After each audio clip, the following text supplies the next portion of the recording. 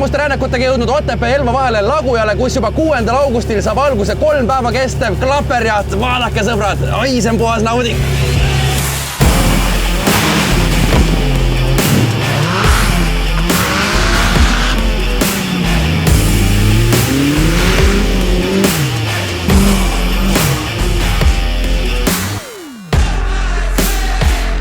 Tänavu on siis 20. juubel esimese klapperjahi aastapäeval. Paljud inimesed Eestis juba teavad, mida see sõna endas kätkeb, aga peaasjalikult on tegelemist siis neliveduste inimese sõbraga jalutama viimise üritusega. Väga peenelt öeldud. Ehk siis maasturite kestvussõit, aga aegade jooksul on sellesse maasturite seltskonda lisandunud veoautode klass, ATV-de klass, UTV-d, enduro mootorrattad. Et kui me võtame tavalist enduro sõitu mootorratastele, siis see on selline pigem liivakarjääris sõit, aga meie sõit on selline ikkagi nagu tõelises looduses, metsas ja mudas sõit. No see toimub Nõo vallas Lagujal juba 6. aastat. Oodatud on kõik, kellel on adrenaliini vajadus. 6. on küll treening või selline kvalifikatsioonipäev, et siis nagu võistlusmomenti veel ei teki, aga 8. augustil on nagu päris võistluspäevad. Et kõigepealt esimene klass, kes alustab laupäeva hommikul, on DR1, see on siis tänavalegaalsete autode klass, kus ei ole vaja turvapuuri, küll aga võiks olla natukene parendatud vedrustus, parema läbitavusega rehvid, vints võiks ees olla, sest kunagi ei tea, kus tuleb pinnasele alla vanduda. Ja ma saan aru, et on ka naisterahvad? Ja, naisterahvaid on ka varasemalt meie ridades võistelnud, aga sellel aastal on naisterahvaste naiskond lausa kõige suuremas ehk veota klassis esindatud. Mul on hea meel tutvustada teile naiskonda, kes esmakordselt võistleb siis veokite klassis Nunnu ja naised, jah? Jah. 3 veokite klassis. Kuidas niimoodi juhtus, tüdrukud? No, lihtsalt tehti pakkumine, võtsime pakkumise vastu. Offroadis oleme juba pikalt olnud, et nüüd on järgmine väljakutse. Mis võlub selle juures? Enesületamine äkki. Mingis mõttes kindlasti. Ja kraavide ja igasuguste vallide ületamine ka ju? No mudalõigud ja kõik on vahvad.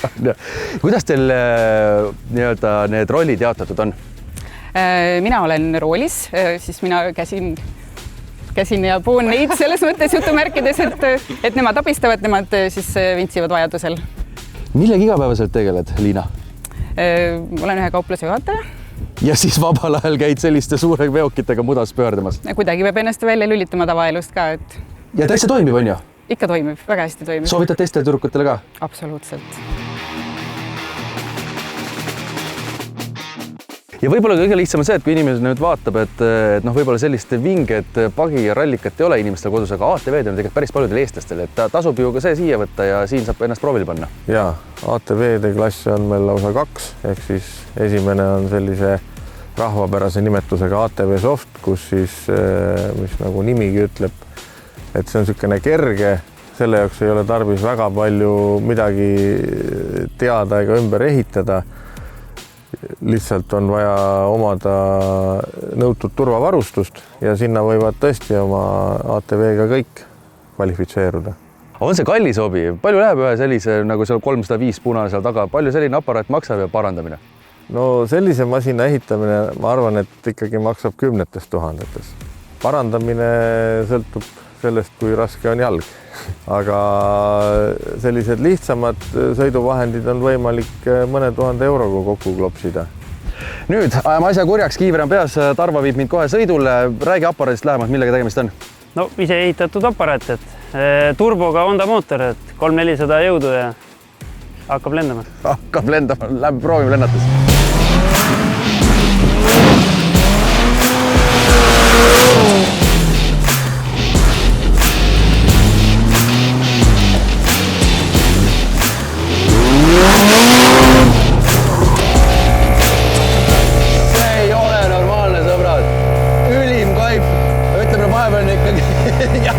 Hirm tuleb peale, kui tunned, et auto on maast lennus.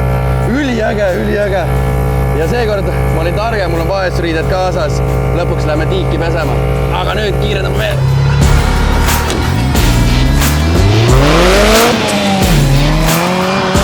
Ma saan aru, et tegemist on tegelikult ju kogu pere üritusega, et hommikul suht varakult hakkab pihta, läheb lõpuni välja, et saab süüa, juua ja lõbutseda. Jaa, täpselt nii.